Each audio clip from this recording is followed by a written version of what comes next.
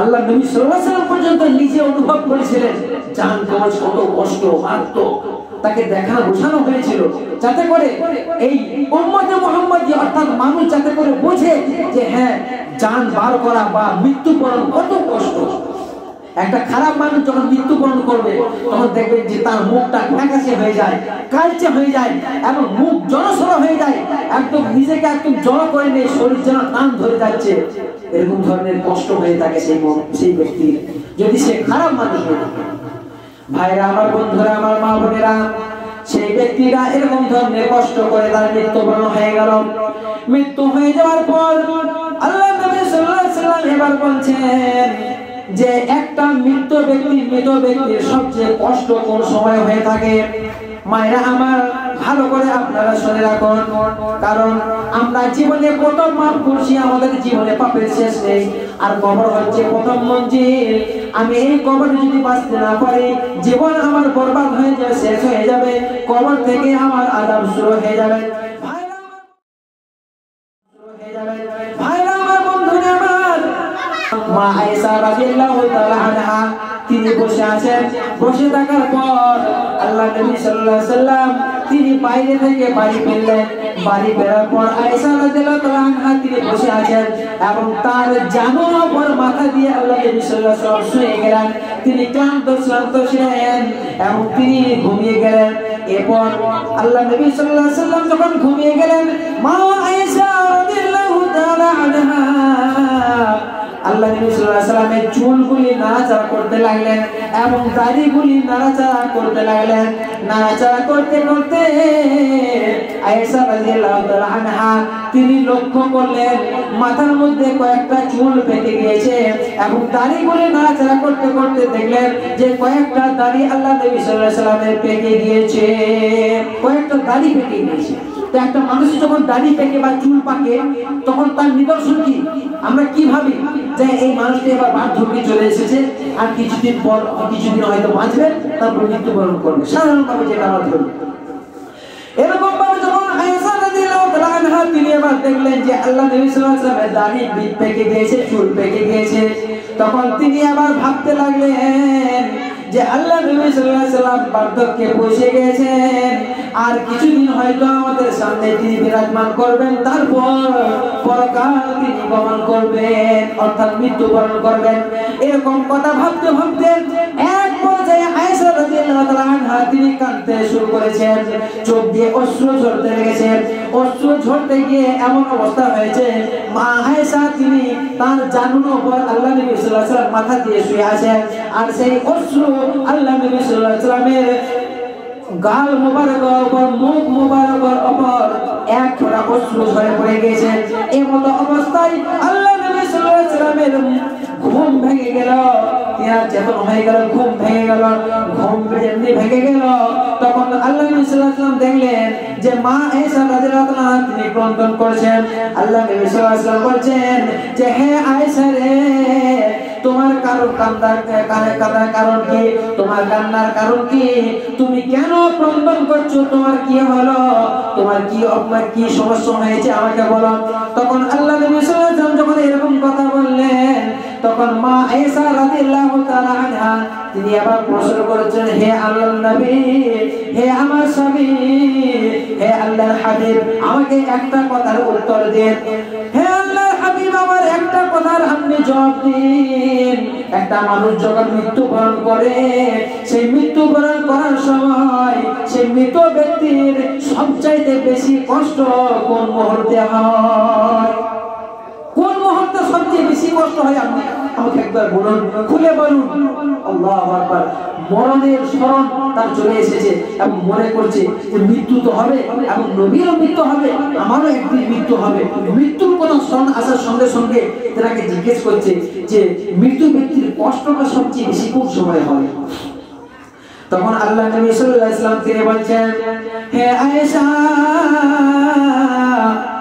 একটা মৃত ব্যক্তি যখন সে মৃত্যুবরণ করে তখন তার সবচাইতে কষ্টের সময় হচ্ছে ওই সময় সে মৃত্যুবরণ করার সঙ্গে সঙ্গে তার শরীর থেকে যখন কাপড় চোপড় খুলে নেয়, খুলে নেওয়ার পর সেই মৃত ব্যক্তিকে তার আত্মীয় স্বজন যখন যখন বাড়ি থেকে বের করে দেয়, বের করে যখন গোসল করে দেয়, গোসল করে যখন বাড়ি থেকে বের করে যখন খাটিয়াতে করে নিয়ে যায়, দোলাতে করে নিয়ে যায়, সেই মুহূর্ত ব্যক্তি সবচাইতে সেই সময় কষ্ট হয়। সে তো জানছে যে আমি আমার নিজের ছাদের বাড়ি, জীবনে কত কষ্ট করে আমি আমার ছাদের বাড়িটিকে বানিয়েছি, আমি আমার নিজের সংসারকে কত সুন্দর করে গুছিয়েছিলাম, আমি আমার নিজের ভূমিকে কত ভালোবাসতাম, নিজের ছেলেদেরকে কত ভালোবাসতাম, আমি আমার নিজের জমি জায়গা কত আমি টাকা পয়সা ব্যাংক ব্যালেন্স করেছিলাম, সমস্ত কিছুকে ফেলে দিয়ে আমাকে একা আজকে যেতে হচ্ছে। আমার পকেটে আজকে একটা টাকাও নেই, একটা পয়সাও নেই, আমার সাথে শুধু একটা কাপড়, আর এই কাপড়টাও আর কয়েক ঘন্টা বা কয়েক দিনের মধ্যে এই কাপড়টা পর্যন্ত শেষ হয়ে যাবে, আমার জীবনে কিচ্ছু থাকবে না। চিরতরে আমাকে ঘর থেকে বিদায় নিয়ে যেতে হচ্ছে, চিরতরে আমাকে ঘর ছাড়া হতে হচ্ছে। হে আয়েশা, সেই সময় সেই মুহূর্তে এই মৃত ব্যক্তি সবচাইতে বেশি কষ্ট হয়। আল্লাহু আকবার। এরপরে আবার আল্লাহ নবী সাল্লাল্লাহু আলাইহি ওয়াসাল্লাম বলেন, হে আয়েশা রে, আরো বেশি সেই মানুষটার কষ্ট হয় যখন সেই মৃত ব্যক্তিকে কবরের মধ্যে যখন নিয়ে যাওয়া হয় এবং সেই কবরের মধ্যে যখন তাকে শুইয়ে দেওয়া হয়, শুইয়ে দেওয়ার পর মাটি চাপা দেওয়া হলো, বুকের উপর মাটি চাপা দিয়ে সমস্ত আত্মীয় স্বজন পাড়া প্রতিবেশী বেটা ভাই বোন বন্ধু বান্ধব যত আছে সমস্ত মানুষ যখন কবরে মাটি চাপা দিয়ে সেই মানুষটিকে যখন সেখান থেকে তাকে একা ফেলে দিয়ে যখন সবাই চলে আসে, তখন সেই মানুষটা সবচাইতে বেশি কষ্ট হয়, সবচাইতে বেশি কষ্ট হয়। সে চিৎকার দিয়ে তাকে বলতে থাকে, চিৎকার দিয়ে তাদেরকে ডাকতে থাকে যে তোমরা কেন চলে যাচ্ছ আমাকে ছেড়ে দিয়ে, তোমরা কেন চলে যাচ্ছ আমাকে ছেড়ে দিয়ে, দুনিয়াতে তোমাদেরকে কত ভালোবাসতাম, কত মহব্বত করতাম, তোমাদের জন্য আমি কত টাকা পয়সা আমি ইনকাম করেছি, দুনিয়াতে কত ধরনের তোমাদের জন্য আমি করে গিয়েছি, তোমাদেরকে আমি কত ভালোবেসেছি, আজকে আমাকে একা ছেড়ে তোমরা আজকে কেন চলে যাচ্ছ আমাকে, আজকে একা ছেড়ে কেন চলে যাচ্ছ, আজকে আমি এখানে তো একা, আমার তো কেউ নেই, আমাকে দেখারও কেউ নেই, আমাকে বলারও কেউ নেই, আমার কথা শোনারও পর্যন্ত কেউ নেই, আজকে আমাকে একা ছেড়ে চলে যাচ্ছ, আমি কি বড় হয়ে গেলাম, আমি এত আপন ছিলাম তোমাদের, আজকে আমাকে পর করে চলে যাচ্ছ, কবরে শুইয়ে দিয়ে একা ফেলে চলে যাচ্ছ। ভাই আমার বন্ধুরা আমার, মা আয়েশাকে এরকম কথা বলছেন, আল্লাহ নবী বলছেন যে সেই মুহূর্তে সেই ব্যক্তিটার সবচেয়ে কষ্ট হয়, সবচেয়ে বেশি সেই সময় কষ্ট হয়। আল্লাহ নবী সাল্লাল্লাহু আলাইহি ওয়াসাল্লাম এরপর আবার তিনি বলছেন যে মৃত ব্যক্তির আরো অধিক কষ্ট হয় ওই সময় যখন সেই ব্যক্তিটাকে বাড়ি থেকে বের করে নিয়েছে, যখন সেই ব্যক্তিটাকে তার শরীরের মধ্যে কাপড় চোপড় যখন টেনে টেনে খোলা হয় তখন তার অত্যন্ত কষ্ট হয়, তার শরীর থেকে যখন টেনে কাপড়গুলোকে খুলে যখন গোসলখানায় নিয়ে যাওয়া হয় তখন সেই ব্যক্তিটা, সেই মৃত ব্যক্তিটা তখন চিৎকার দিয়ে বলেন, হে গোসলদাতা, হে গোসলদাতা, তোমাকে আল্লাহর কসম দিয়ে বলছি যে এক্ষুনি এই মুহূর্তে আমার জানটা কবজ হয়েছে, শরীর থেকে জানটা বের হয়েছে, বড্ড কষ্ট হয়েছে, হে গোসলদাতা, আমার শরীর থেকে এই কাপড়গুলি খুব জোরে তোমরা টেনে টেনে খুলে দিও না, আমার বড্ড কষ্ট হচ্ছে, আমার বড্ড লাগছে, তোমরা জোরে জোরে আমার শরীর থেকে কাপড়গুলি করো না, তার কারণ হচ্ছে আমি এখনই মৃত্যু যন্ত্রণায় নিষ্পেষণে পড়ে আমি নিজের শরীরটা জর্জরিত হয়ে গেছে। হে গোসলদাতা, যখন সেই ব্যক্তিটাকে যখন পানি ঢালা হয় শরীরের মধ্যে তখন আবার চিৎকার দিয়ে বলেন, হে গোসলদাতা, তোমাকে আল্লাহর কসম দিয়ে বলছি, হে গোসলদাতা, আমার শরীরের মধ্যে অত্যন্ত ঠান্ডা পানি ঢেলে দিও না যাতে করে আমার কষ্ট হয়, হে গোসলদাতা, আমার শরীরের মধ্যে অত্যন্ত গরম পানি আমার শরীরে ঢেলে দিও না, তার কারণ হলো এখনই আমার জীবনটা গিয়েছে, আমার শরীর থেকে জানটা যখন কবজ হয়েছে তার নিষ্পেষণে আমি শেষ হয়ে গেছি, আমার শরীর জর্জরিত হয়ে গেছে, এমনিতে আমি ক্ষতবিক্ষত হয়ে আছি, আরো তোমরা আমার শরীরকে ক্ষতবিক্ষত করে দিও না, আমাকে কষ্ট দিও না, এরকম ভাবে যখন চিৎকার করতে থাকে সেই মুহূর্তে সেই ব্যক্তিরা সবচেয়ে বেশি কষ্ট হয়। এরপরে আল্লাহ নবী সাল্লাল্লাহু আলাইহি ওয়াসাল্লাম তিনি আবার বলছেন যে মৃত ব্যক্তি আরো অধিক কষ্ট হয় সেই সময় যখন গোসলদাতা তাকে গোসল দেওয়া হলো, গোসল দেওয়ার পর যখন সেই মৃত ব্যক্তিকে নিয়ে আসা হয় কাফন পরানোর জন্য, এবার একটা সুন্দর পাটি বা চাটাই বিছিয়ে দেওয়া হলো এবং সেই চাটাইয়ের মধ্যে সেই পাটির মধ্যে যখন কাফনটাকে বিছিয়ে দেওয়া হলো, কাফনটা বিছিয়ে দেওয়ার পর সেই মৃত ব্যক্তিটাকে গোসল করার পর যখন সেখানে শুইয়ে দেওয়া হলো, শুইয়ে দেওয়ার পর যখন আবার আস্তে আস্তে কাফনটা পরিধান করানো হচ্ছে, মায়েরা আমার, ভাইরা আমার, বন্ধুরা আমার, যখন কাপড়টা একটা একটা করে যখন শরীরের মধ্যে রাখা হলো তখন কোনো কথা নয়। যখন এবার মুখটা ঢাকার পালা হয়ে গেল, যখন মুখটা এবার ঢাকতে যাচ্ছে তখন সেই মৃত ব্যক্তি অত্যন্ত কষ্ট করে, অত্যন্ত কষ্ট পেয়ে চিৎকার দিয়ে তখন সমস্ত আত্মীয় স্বজন পাড়া প্রতিবেশী যখন যেখানে সেখানে যত মানুষ থাকে সমস্ত মানুষকে ডাক দিয়ে বলে, হে আমার ভাইরা, হে কাফন দাতা, যে কাফন পরাচ্ছে তাকে বলে, হে কাফন দাতা, হে আমার আত্মীয় স্বজন, আমার পাড়া প্রতিবেশী, আমার মুখটা একটু বিলম্ব করে ঢাকো, এত তাড়াতাড়ি আমার মুখটাকে ঢেকে দিও না, কারণ আমি মৃত্যু যন্ত্রণায় আমি জর্জরিত হয়ে আছি এবং সাদের বাড়ি ঘর, সাদের বউ বিবি, আমার বিবি বাচ্চা চিরতরের জন্য আমি বিদায় নিয়ে চলে যাচ্ছি, সেই জন্য আমার আত্মীয় স্বজন পাড়া প্রতিবেশী সকলকে আমি এতিম করে যাচ্ছি, আজকে আমার ছেলেদেরকে এতিম করে যাচ্ছি, মেয়েদেরকে এতিম করে যাচ্ছি, বিবিকে বিধবা করে যাচ্ছি, সুতরাং হে কাফন দাতা, আমার মুখটাকে তাড়াতাড়ি ঢেকে দিও না, আমাকে চির বিদায় নেওয়ার জন্য একটু খুলে রাখো এবং চিরতরের জন্য জীবনে আর কোনোদিন এই দুনিয়াতে দেখা হবে না, কিয়ামতের আগে পর্যন্ত আর কোনোদিন দেখা হবে না, সেই জন্য আমার মুখটাকে একটু লেট করে, একটু বিলম্ব করে মুখটাকে ঢাকো, যাতে করে আমি চির বিদায় নিয়ে নিতে পারি, চির বিদায় যাতে আমি নিতে পারি, সেই জন্য আমার মুখটাকে একটু লেট করে ঢাকো, অত তাড়াতাড়ি ঢেকে দিও না। এভাবে চিৎকার মারতে থাকে সেই ব্যক্তি, সুবহানাল্লাহ বিহামদি। যখন এরকম ধরনের চিৎকার মারতে থাকবে, এরপর আল্লাহ নবী সাল্লাল্লাহু আলাইহি ওয়াসাল্লাম তিনি আবার বলছেন, হে আয়েশা রে, এই তো গেলাম কষ্টের কথা, আবার আরো অধিক কষ্ট হয় ওই ব্যক্তিটার, যখন সেই ব্যক্তিটাকে কাফন দাফন হয়ে যাওয়ার পর, মুখটা বেঁধে দেওয়ার পর তাকে যখন বাড়ি থেকে বের করে দেওয়া হয়, যখন তাকে খাটিয়েতে করে রাস্তায় নিয়ে যাওয়া হয়, হে আয়েশা রে, সেই ব্যক্তিরা সব চাইতে কষ্ট হয় সেই সময় এবং সে চিৎকার দিয়ে বলতে থাকে, হে খাটিয়া বহনকারী, হে খাট বহনকারী, হে দরজা বহনকারী, তোমাদেরকে আল্লাহর কসম দিয়ে বলছি, তোমরা এত তাড়াতাড়ি আমাকে নিয়ে যাও না, কবরে করতে নিয়ে যাও না, কারণ আমাকে চির বিদায় নিতে দাও, একটু আস্তে আস্তে নিয়ে যাও, এই দুনিয়ার মহব্বত আমি কত মহব্বত করেছিলাম দুনিয়াতে এবং আত্মীয় স্বজন পাড়া প্রতিবেশীকে আমি কত ভালোবাসতাম, আমাকে চিরতরে বিদায় নেওয়ার জন্য একটু বিলম্ব করে, একটু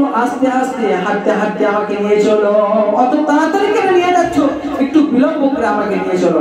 কিন্তু সে যতই চিৎকার মারুক পৃথিবীর কেউ শুনতে পায় না, কোনো মানুষ এবং কোনো জীব শুনতে পায় না, সুবহানাল্লাহ।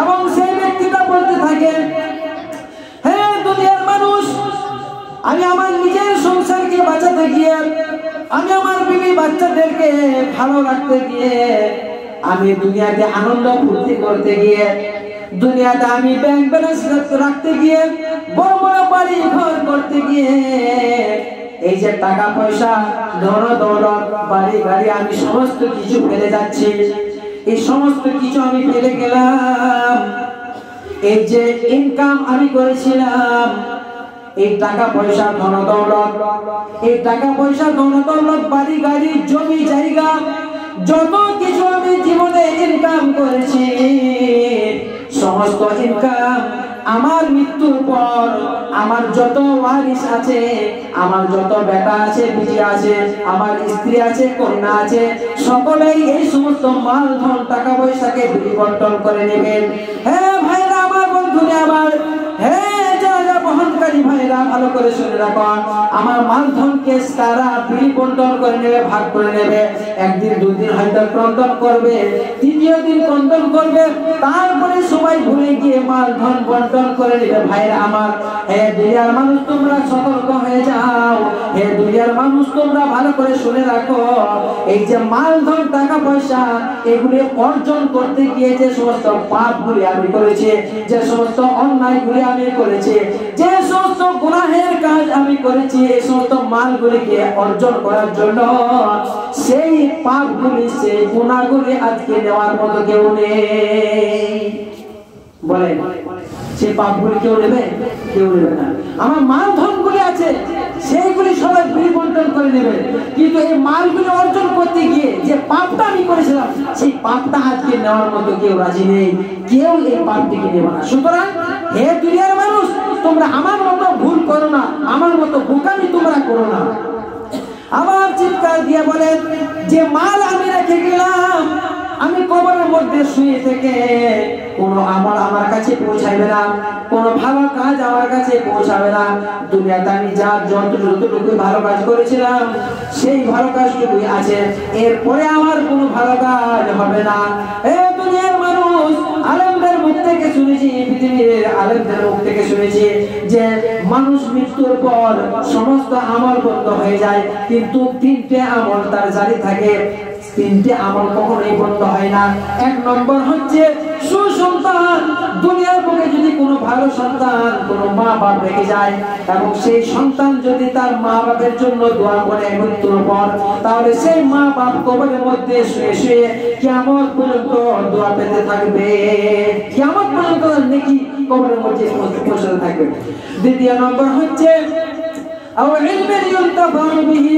এমন জ্ঞান দুনিয়ার বুকে অর্জন করে গিয়েছে, সেই জ্ঞানটা নিজে অর্জন করেছে এবং মানুষকে শিখিয়েছে, আর অন্যান্য মানুষের কাছে শিখিয়েছে, এবং সেই সমস্ত মানুষেরা, সেই সমস্ত ছাত্রীরা, ছেলেরা সেই শিক্ষকের জন্য, সেই ওস্তাদের জন্য যে দোয়াটা করবে কবরের মধ্যে শুয়ে শুয়ে সেই দোয়াটা সে পেয়ে থাকবে। দ্বিতীয় নম্বর।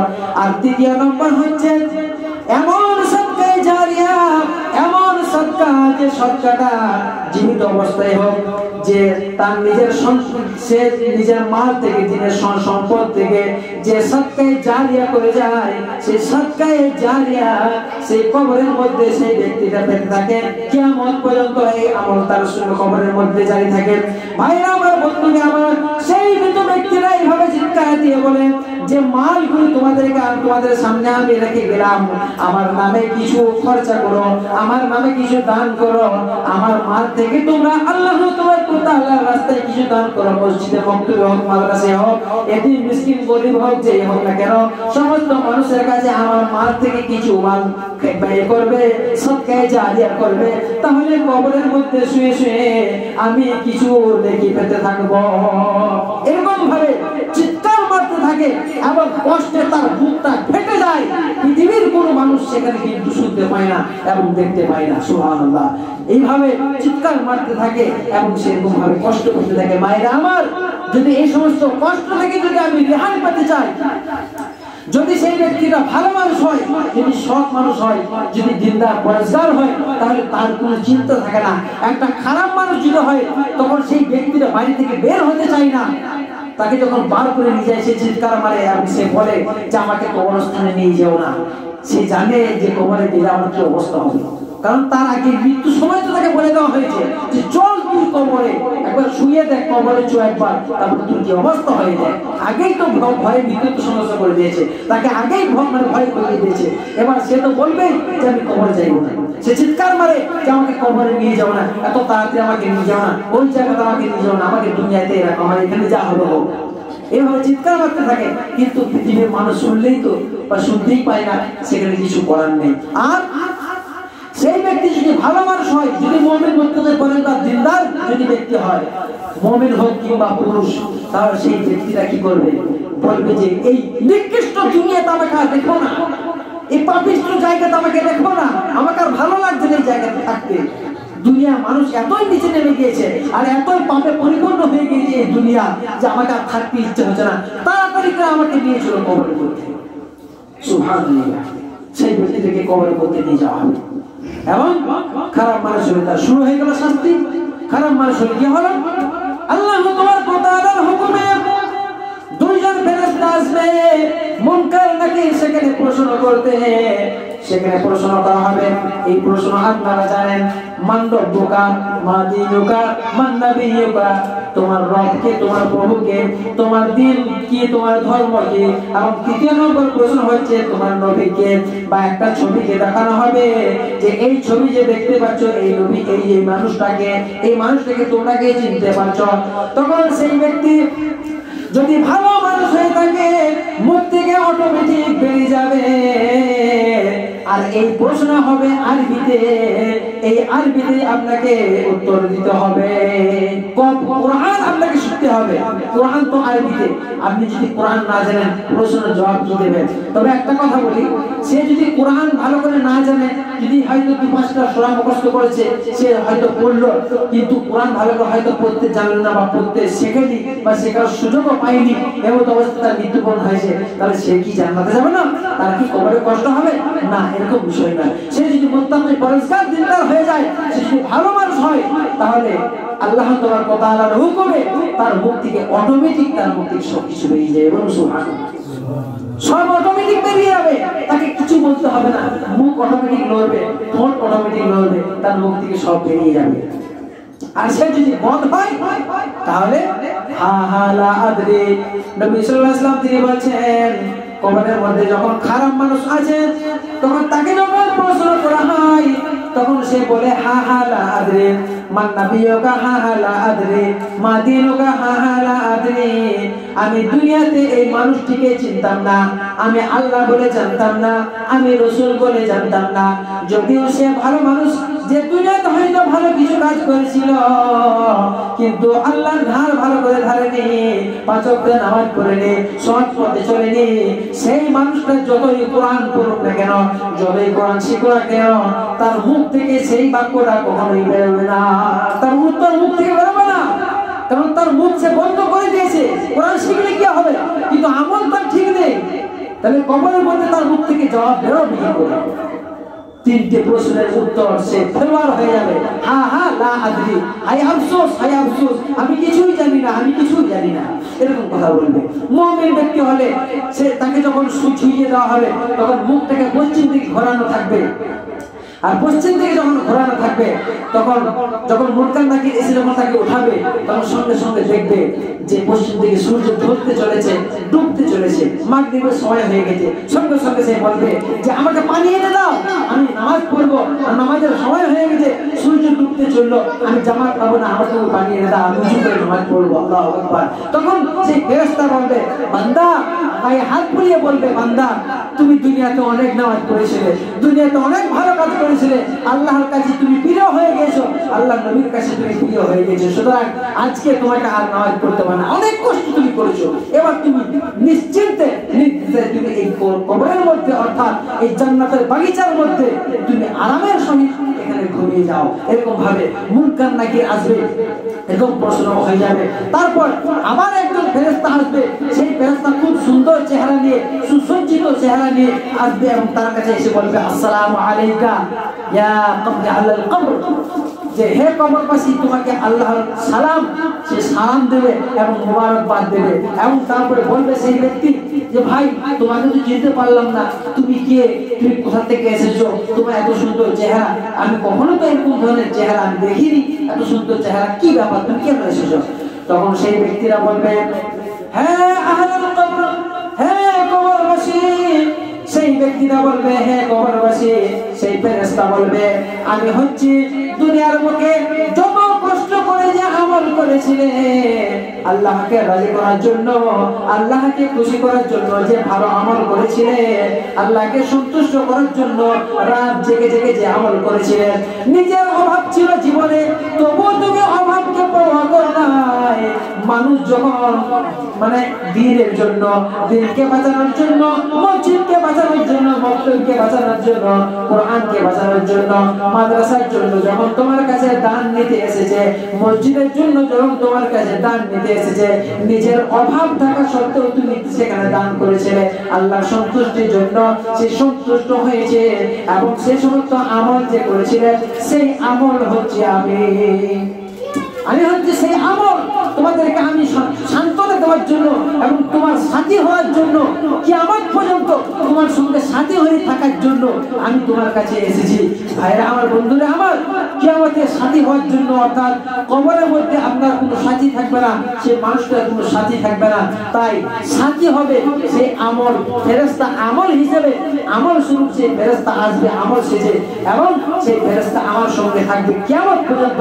এবং আল্লাহর হুকুমে তার সমস্ত, আল্লাহ বলবেন যে ওই ব্যক্তিটার জান্নাতের বিছানা বিছিয়ে দাও কবরের মধ্যে, এবং তাকে মকবরের চাদর বিছিয়ে দাও, জান্নাতের সমস্ত দরজাকে জানলাকে খুলে দাও, এবং আরামের সহিত তাকে ঘুম পাড়িয়ে দাও ইলা ইয়াউমিল কিয়ামা, কিয়ামতের দিন পর্যন্ত তাকে আরামের সহিত ঘুম পাড়িয়ে দাও।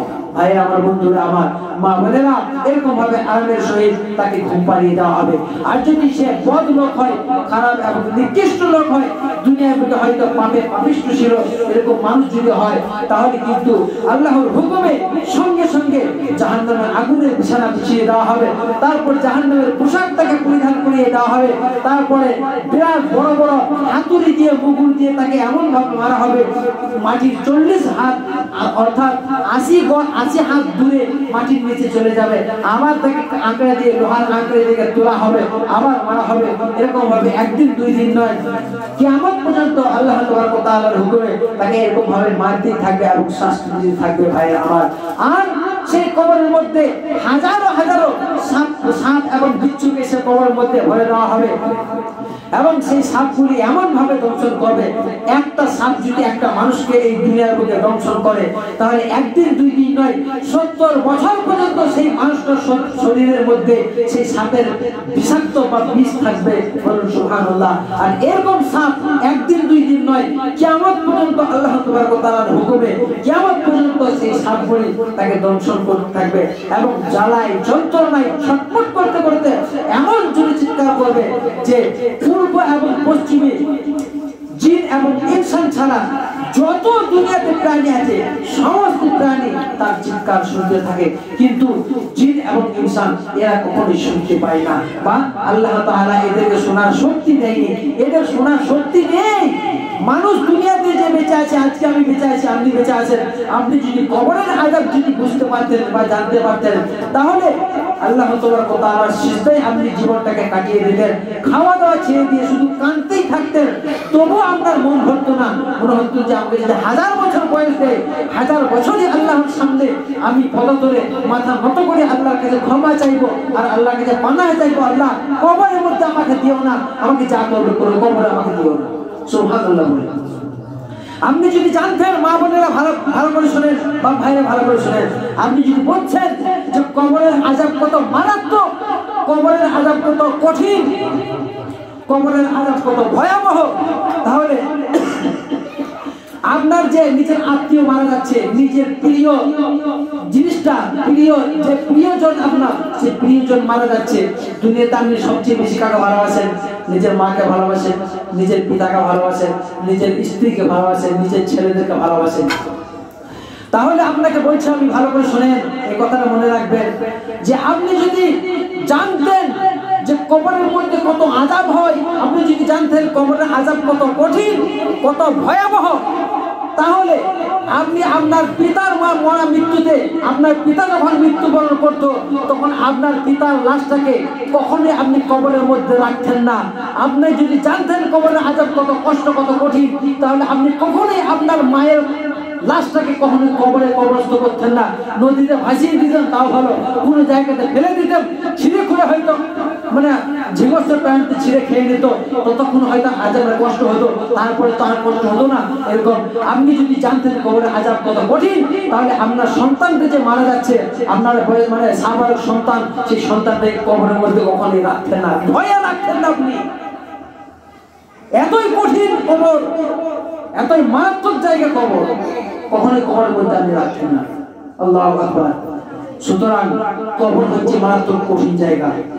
তাই আমি মা বোনেদেরকে খাস করে বলবো, মা বোনেরা আপনারা, আমরা সকলেই বাপ ভাইদেরকেও বলছি যে আমরা সতর্ক হয়ে যাই, 5 ওয়াক্ত নামাজ আমরা অন্তত অবশ্যই আমরা পড়ি, আমরা কখনই আমরা অবহেলা করবো না ইনশাআল্লাহ। নিজের সন্তানদেরকে আমরা নামাজের জন্য বলবো এবং নেক আমলের জন্য বলবো। আপনার দায়িত্ব আপনার সন্তানদেরকে নামাজি বানানো এবং সৎ পথে পরিচালনা করানো, এবং আপনার দায়িত্ব নিজের সন্ততিদেরকে সঠিক শিক্ষা দেওয়া। তার কারণ হচ্ছে কিয়ামতের মাঠে আল্লাহ তাবারক ওয়া তাআলা এই বিষয়ে আপনাকে জিজ্ঞেস করবে যে তুমি গার্জিয়ান ছিলে, তুমি তোমার সন্তানদেরকে কি তৈরি করেছো। সন্তান জন্ম দেওয়াটা বড় কথা নয়, সন্তানদেরকে লালন পালন করা, তাদেরকে সুশিক্ষায় শিক্ষিত করা বা শিক্ষিত করা, এটাই হচ্ছে সবচেয়ে বড় পয়েন্ট, বড় কথা। সুতরাং তার জন্য যদি আমাকে আযাব পেতে হয়, জাহান্নামে হইতে হয়, তো আমি কেন এরকম করবো? কিয়ামতের মাঠে যদি কেউ কাউকে চিনতে না পারে, কিয়ামতের মাঠে যদি কেউ কাউকে পরিচয় না দেয়, এবং কেউ যদি বাপ যদি বেটাকে চিনতে না পারে, বেটা যদি বাপকে চিনতে না পারে বা পরিচয় না দেয়, তাহলে আমি তার জন্য জাহান্নামে কেন হবো? সুতরাং আমাদেরকে বুঝতে হবে এবং ভাবতে হবে। মা বোনেরা, আপনাদেরকে খাস করে বলছি যে আমাদের মধ্যে যারা নামাজি এখনো পর্যন্ত নামাজ পড়ছি না, আপনারা নামাজ পড়েন। এবং সবচেয়ে বড় কথা যে আপনারা পর্দায় থাকার চেষ্টা করেন। পর্দা হচ্ছে একটা ফরজ হুকুম, আল্লাহ তাবারক ওয়া তাআলার তরফ থেকে একটা ফরজ হুকুম। নামাজ যেরকম ফরজ, সেমনি তেমনি পর্দাও ফরজ। আপনি যখন বাড়ি থেকে বের হবেন তখন পর্দার সহিত বের হবেন। তারপর যেখানে যাবেন সেখানে আপনি পর্দার সহিত যাবেন এবং মাথা নিচু করে যাবেন, মুখ ঢেকে নিয়ে যাবেন, মানুষের সংস্পর্শে যেন না হয়, পরপুরুষ যেন আমার মুখ আমার চেহারা যেন না দেখে। কারণ আল্লাহ আমাকে পবিত্র করে সুন্দর করে তৈরি করেছে। এই সৌন্দর্য এবং এই সম্মান যেন আমি মানুষের কাছে বিলীন করে না দিই। তাই আমরা সকলেই ইনশাআল্লাহ আসির চেষ্টা করি, সকলেই আমরা 5 ওয়াক্ত নামাজ পড়ার চেষ্টা করি। আর মা বোনদেরকে এখানে খাস করে বলবো আরেকটি বিষয়, যে বাপ ভাইরা যতটুকু এই জিনিসে অভ্যাসী, তার চেয়ে সবচেয়ে বেশি অভ্যাসী মা বোনেরা। এই মা বোনদেরকে খাস করে বলবো যে আজ থেকে কারোর বাড়িতে যদি টিভি টেলিভিশন থাকে, তাহলে সেটিকে আজকেই আল্লাহ তাবারক ওয়া তাআলাকে রাজি করার জন্য সেই টিভি টেলিভিশনকে বাইরে এনে আপনি ভেঙে দিন এবং সেটাকে বাড়ি থেকে বের করুন। কারণ এটা হচ্ছে নিকৃষ্ট জিনিস, এটা আপনার জীবনের বরকতকে তুলে দেবে, আপনার জীবনের রহমতকে তুলে দেবে এবং বাড়িতে সমস্যার সম্মুখীন হতে হবে এবং সমস্যা কখনোই যেমন সমাধান হবে না। আর বিপদ আপদ বালা মুসিবত কখনোই আপনার জীবন থেকে কখনোই শেষ হবে না, লেগেই থাকবে, লেগেই থাকবে।